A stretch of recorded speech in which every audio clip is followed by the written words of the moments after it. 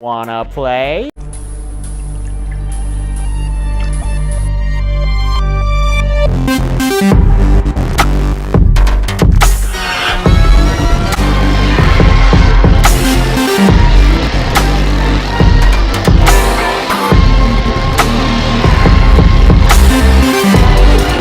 Here's Johnny! Anita, bring your coat. What's your favorite scary movie? We have such sights to show you. It's alive! It's alive! It's alive! Hi, I'm Chucky. Wanna play?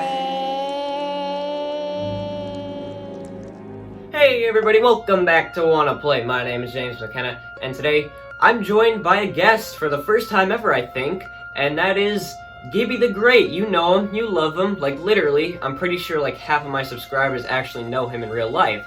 So what we're going to be doing today is we're going to be doing the top 10 best 80s horror movies. So this is going to be in our opinion. We got a couple honorable mentions first, so Gibby, I'll let you do yours first.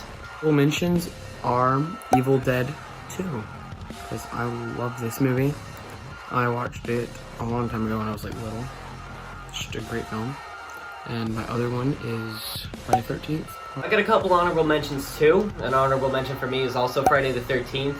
I'm also going to put Hellraiser on there for an honorable mention, Cujo, and Reanimator. So those are our honorable mentions, so let's get straight into it.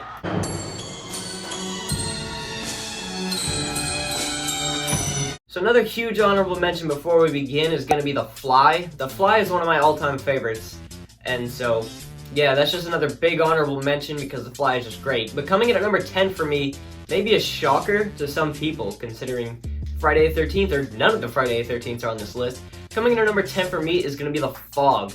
John Carpenter's The Fog is awesome to me. The cast is amazing. You have Janet Leigh from Psycho, Jamie Lee Curtis is in there, Tom Atkins is in there, and there's just so many recognizable names from the 80s and just earlier on in horror. And the movie's just great in general. I love the reporter lady that we get in there. She's great. And I love the fog monsters that we get when the fog rolls into town and the monsters just show up. It's just great. The fog looks great and it has one of the best theme songs in horror movie history. Coming in at number 10 is The Poltergeist. It was the first ever horror movie I watched. I walked into my living room and I looked up at the TV and all my parents were gone, and I just remember this giant tornado outside and this little girl just being missing, and this guy coming down the stairs and he has these big scratches on his back. It was terrifying as a child. I couldn't sleep for like a week.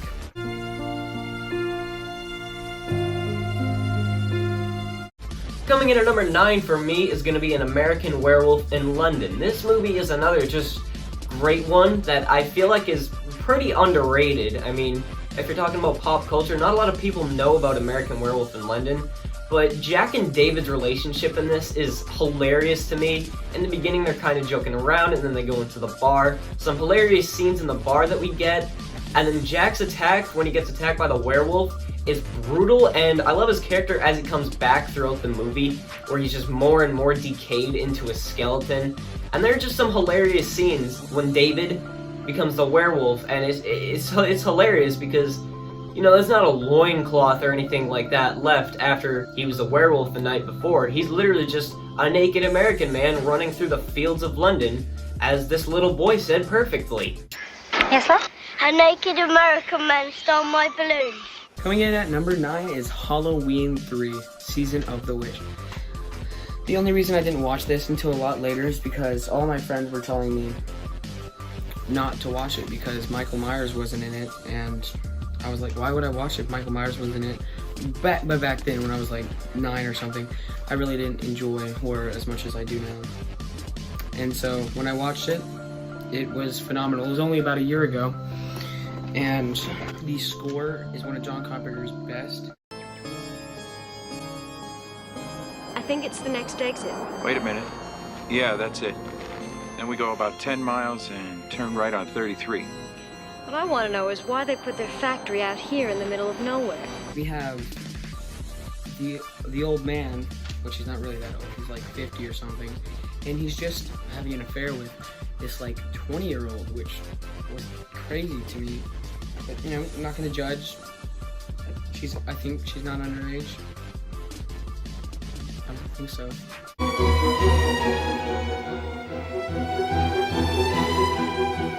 Coming in at number 8 for me is going to be my favorite of the Texas Chainsaw movies, Texas Chainsaw Massacre 2. And that's might be a bit controversial for some people, but I think that Texas Chainsaw Massacre 2 is amazing. The original Texas Chainsaw, it's really good, but I kind of feel in some ways that it's a little bit overrated. Just a little bit. Some of the characters are pretty awful. I know Sally is great in the original Texas Chainsaw, but Texas Chainsaw 2 is just amazing. I love how hilarious it is. It's absolutely brutal. You got Chop Top in there, which is one of the best characters ever in history of horror, ever. There's literally just no arguing that. Ow, ow, ow, ow, ow, ow, ow, ow, ow, he did it in my plate. Oh, my brain is burning. Non-flashback, non-flashback, oh. Ow.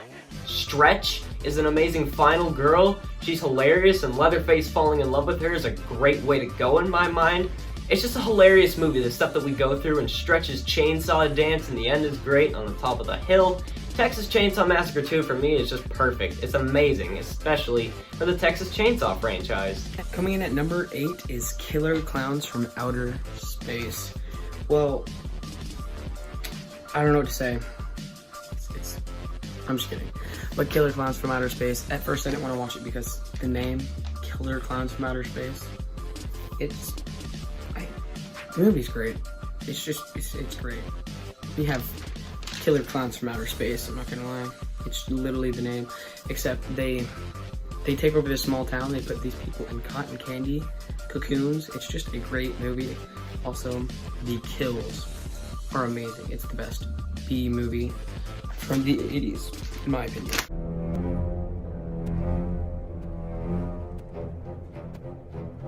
And hey, would you look at that? Coming in at number 7 for me is Killer Clowns from Outer Space. Sure, there's a ton wrong with it. I mean, when the dude gets his head smashed against the jail bars, you can clearly see that he didn't actually smash his face against the jail bars because there's a shadow there, and you can also see various crew members in the background throughout the movie.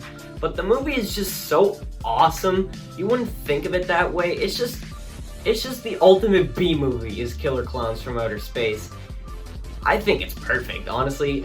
It has its faults, but honestly, for me, it's just perfect. Killer Clowns from Outer Space is a mixture of hilarious and terrifying. The laughing that we get from the clowns is absolutely terrifying. And the designs look pretty dumb, that's true, but when they're laughing, it's absolutely terrifying. You got the Terenzi brothers, who are hilarious. You got the giant clown in the end, and the ways that they kill people are also hilarious. You got the dude who's turned into a dummy, you got the popcorn guns, you got the cotton candy, you got where are those pies, boys? Some amazing kills throughout this movie, and it's just awesome. Coming in at number 7 is Texas Chainsaw Massacre 2. The first one didn't come out. I do enjoy this movie a lot more than the original, only for the sole reason of I just feel like the first movie was a little bit overhyped for me, but maybe that was just me. Second movie, top, best Texas Chainsaw Massacre character of all time. No one beats Chop Top in Texas Chainsaw Massacre. Yeah, I can't believe that I forgot to talk about that opening kill. The opening kill in Texas Chainsaw 2 might be my favorite kill in any horror movie ever. It's definitely up there. It's amazing. Coming in at number 6 for me is going to be A Nightmare on Elm Street Part 3 Dream Warriors, my favorite of the group, because I think you get the best characters out of the entire franchise in here. You got so many awesome characters, they're all just fighting Freddy in their dreams. I think it's kind of ridiculous how they all have their dream powers and stuff. Some of them are weird, like that Harry Potter nerd guy, but some of them are great. Kincaid is one of my favorite characters of all time. Nancy comes back, and it's great. The first time I watched this, I did not expect Nancy to come back, so when she showed up, I was actually kind of cheering, because I didn't expect her to come back after Nightmare on Elm Street Part 2. But this movie's just great. You got some of Freddy's best one-liners. As I said, you get some of the best characters throughout the franchise. It's just amazing, and the best in the franchise for me. Coming in at number 6 is Children of the Corn. It's Children of the Corn. If you haven't seen it, go watch it, man. It's one of my favorites. It's what brought me back into horror. I didn't think I would ever gonna watch horror again, but I did because of Children of the Corn. I love you for that. Also, soundtrack. Play it right now. It's freaking amazing.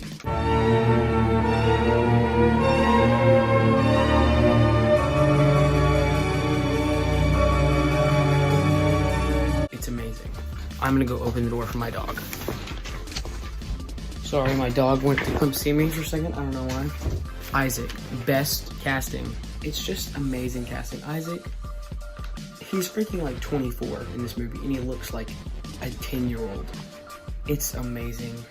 It's just an amazing film. It does have a lot of flaws, though, with the acting. It's just, yeah.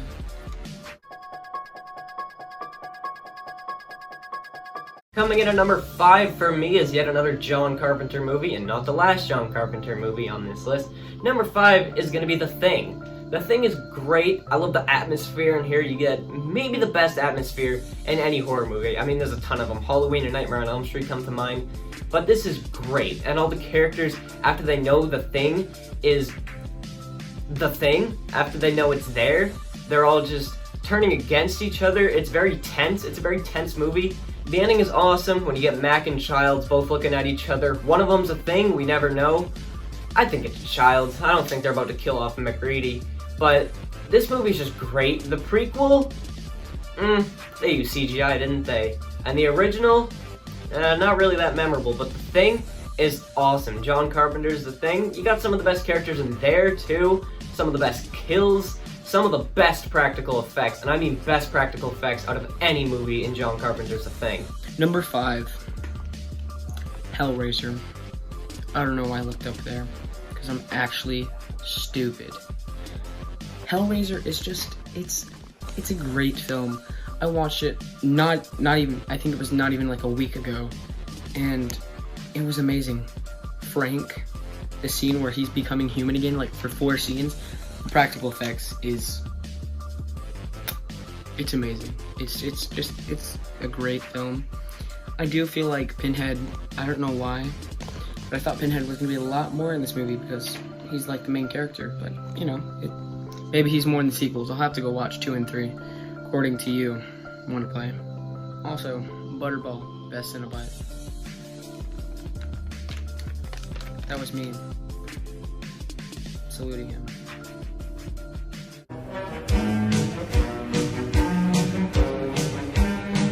Coming in at number 4 is going to be, in my mind, the best horror anthology film of all time, and that's Creepshow. I mean, you got a solid cast here. You got George Romero and Stephen King in here, Stephen King's kid is in here, Tom Atkins is in here, and the 5 shorts are just awesome in my mind. The shorts that we get are, they're just great. You got the first one, Father's Day, where's my cake, and one of the best jump scares of all time. And then you got the second one, which I believe is the one at the beach, where the one dude, he's just covered in sand because his wife was cheating on him or something. And then you say, well, you know, you might be able to escape if you time it just right. And then in the end, they just come back as zombie plant monsters. And then you got my favorite one of the bunch. I forget what it's called, but it's got Stephen King. He finds a meteor, and he's just all decked out in meteor shit, as he calls it. It's just great. There's plant life all around his house, and it's hilarious. I mean, he shoots his head in the end. He kills himself in the end, so that's kind of dark. And then you got the crate. The crate is great. You got the one wife, I think her name is Winona or something like that. And her husband finds the crate with his big monster, so he lures her down and kills her. And then you got the one with the dude who finds all the roaches. It's just a solid movie altogether. All 5 anthology films are all solid. I haven't seen any of the sequels or the TV series on Shudder, but I do plan to watch all those, and hopefully they're as good as the original. Friday 4 comes in at number 4. It's the best Friday the 13th. It's the most rewatchable slasher movie for me from the 80s. Yes, it's the best slasher movie from the 80s. It's the most rewatchable. It's just a great film altogether. It's a Friday movie, so don't be expecting like God tier, but it's definitely a great film. We have Tommy Jarvis, which is my favorite character in the entire Friday the 13th series. Jason, get out of here. Pamela Voorhees, get out of here. Tommy Jarvis is my boy. I know people hate on 5, but it has Tommy Jarvis in it, so you know it's going to be one of my favorites. Also, the kills are amazing. The freaking one with Crispin Glover, if I said that name wrong, please hate on me in the comments if I said that wrong. Crispin Glover, his dance moves, they're just so groovy. And his kill, where's the corkscrew? Corkscrew in the hand. Is it a cleaver or is it machete in the face? I don't remember.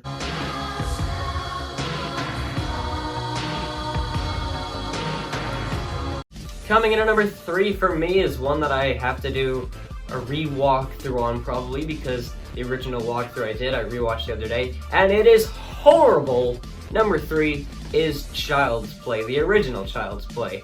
Child's Play is just great. I've talked about it loads. I mean, my channel is literally named after Chucky's most famous line. But, brief recap, a dude runs into a store, turns into a doll, and starts killing everybody. And it's great. You have Andy in there, one of the best characters ever. I'd say some more solid characters in Child's Play. Chucky's one of the best killers there ever was in horror, sorry, Grandpa. But yeah, Chucky's just an amazing character. Some amazing, hilarious lines from Chucky throughout the whole franchise, but I'd say overall the best, and especially the best in the 80s, is the original Child's Play. Coming in at number 3 is Nightmare on Elm Street. It's just a perfect film. I'm not gonna lie. It's not as enjoyable as number 3 for me, but it's a better film, if you know what I mean. You understand what I'm talking about? And just Freddy Krueger, he's just, out of the main 3, I feel like he's the best idea for a slasher. Out of the big 3, you know what I'm talking about. Michael Myers, Freddy, and then Jason.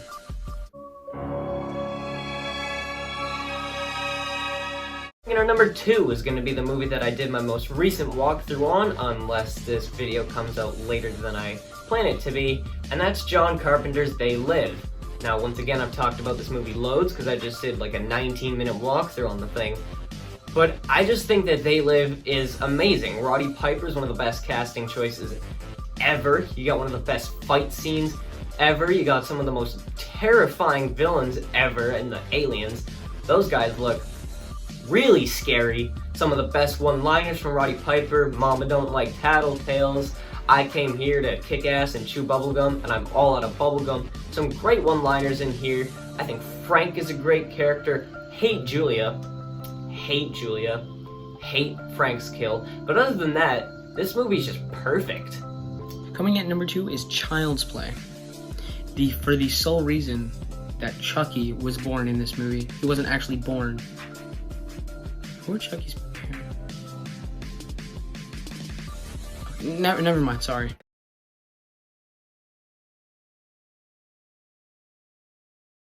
What? We have freaking the best slasher of all time. Hands down, for me, Chucky. He's basically a mix between Freddy Krueger and Jason, but a million times better, because his personality is fleshed out. He's just such a vibrant person, you know? I just feel like he'd be such a nice person to sit down and drink coffee with until he slashed my throat. But until then, we would have a great time. Coming in at number 1 is going to be Critters 2. No, it isn't going to be Critters 2, because number 1 is going to be The Shining. Of course it's The Shining. Once again, I've talked about this movie so much, so I'll keep it short and sweet, because you've probably also seen it if you're watching this video, because it's so good. People arrive up to a hotel. Hotel haunted. Hotel bad. Jack bad. Party with ghost. Danny run away through maze. Here's Johnny. Done. Great movie. It's a great movie. I've got a giant poster of it right here. Yeah, I think the acting is great, as I said before multiple times. Probably the best acting in any horror movie ever, especially Jack Nicholson. So yeah, that's gonna be my number 1 pick. Coming at number 1, no surprise, it's The Shining. It's the best. It's definitely in my top 3. I don't know where it is in the top 3, but it's the best. The Shining, dude. Jack Torrance, probably one of the best horror villains in a film. Dr. Sleep, the sequel, is great. Doesn't live up to the original, but it is great. The Shining, it's just such a rewatchable and good movie. I think the wife or the mother did a great job. I know people hate on that for sometimes. Danny, it's just a great film. Thanks for watching our video on the top 10 best 80s horror movies ever. Was number 1 predictable? Yes, it was. Should number 1 be your number 1? Yes, it should. The Shining is great. But thank you for watching our top 10 best 80s horror movies. It's been a long time coming. Me and Gibby the Great finally doing a collab. Maybe not the last collab. I mean, who knows? So, yeah. I want to see some comments here congratulating Gibby for getting into one of my videos, because I'm that cool. So thank you for watching, goodbye, and good night. Bang.